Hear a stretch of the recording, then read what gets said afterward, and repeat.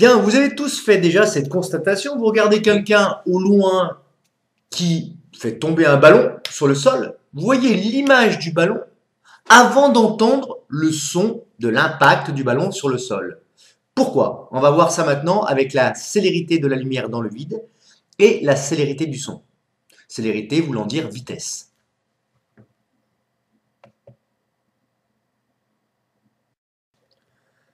Rappel du thème de l'univers. Vitesse de propagation d'une onde lumineuse et sonore. Vitesse de la lumière.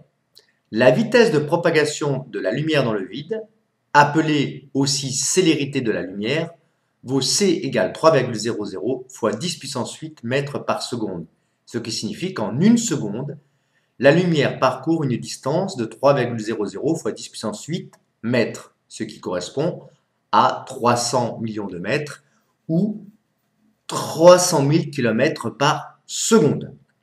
La première mesure a été effectuée par l'astronome danois Romer en 1676 à l'Observatoire de Paris.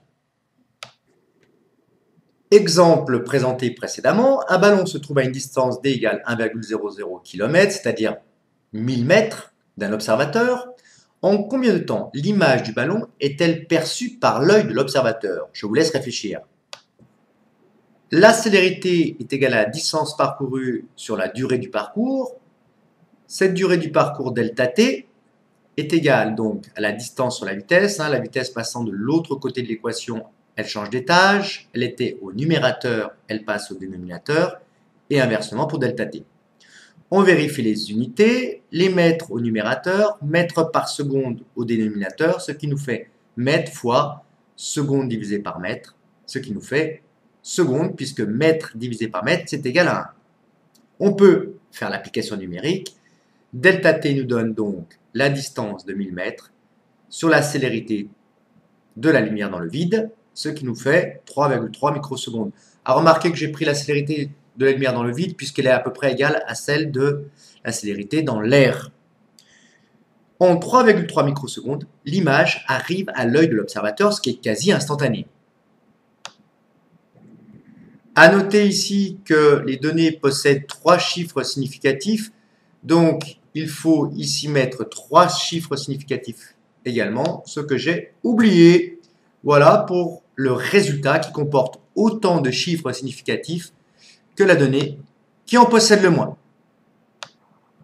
Vitesse de propagation du son dans l'air à la température de 25 degrés Celsius et à la pression de 1 bar, pression atmosphérique sur notre tête.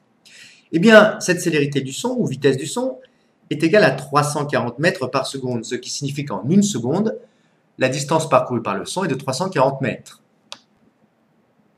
Exemple, un ballon se trouve à une distance d égale 1 km, c'est-à-dire 1000 mètres d'un observateur. Le ballon tombe sur le sol. En combien de temps le son provoqué par l'impact est-il perçu par l'observateur?